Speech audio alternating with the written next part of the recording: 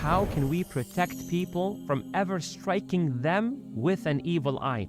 How many times you saw something beautiful in someone and you were hesitant to compliment because if something wrong happens to it, they may say, oh, it's because of your evil eye. Well, there's a way to compliment someone while making sure they are protected from you ever striking them with an evil eye, inshallah.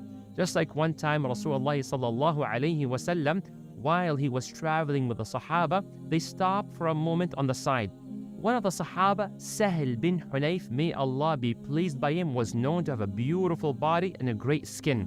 So he went on the side to shower a little bit, wash up. And then Amir bin Rabi'a, another Sahabi, he passed by and he saw Sahel and he said, man, I have never seen such beautiful body and skin before.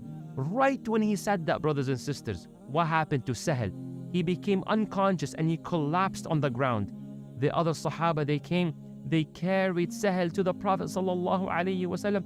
Said, Ya Rasulullah, Sahel is not waking up, he's unconscious. So the Prophet sallallahu alaihi wasallam, he asked, whom do you think has harmed him? Who do you accuse?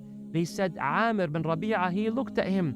So then the Prophet called upon Amir to come over. So Amir came. The Prophet sallallahu alaihi wasallam told him, why would you kill your own brother? Why would you kill your own brother? Subhanallah. Yes, when we give that comment without thinking too much and saying the right dua, which I'll share with you, we may harm other people through our compliments, even if you do not mean it, brothers and sisters. So the Prophet sallallahu alaihi wasallam says the following rule. If you ever see something impressive in someone, ask Allah to put barakah in it. Fad'u bil barakah. Ask Allah subhanahu wa ta'ala to put blessings towards it, such as Allahumma barik, such as Barakallahu feek, such as Tabarakallahu alayk.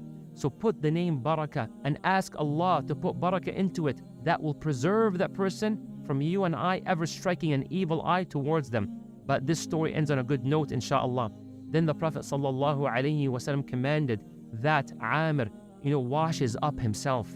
So he washed his face, his hands, elbows, the bottom of his feet, and a little bit from the inner clothing, like under the clothing, and then to put it into a vessel. Then the Sahaba were instructed to pour the water onto Sahel. And when they poured the water, brothers and sisters, Sahel woke up. He became healthy. He walked as if nothing happened. Walhamdulillah. So be sure to ask Allah to bless the thing you're impressed by. So if you like this series, you enjoy the episodes, comment below Allahumma barik or barakallahu fikum to the wonderful team that helped put this together. Jazakumullahu khairan. May Allah bless you. Wassalamu alaikum.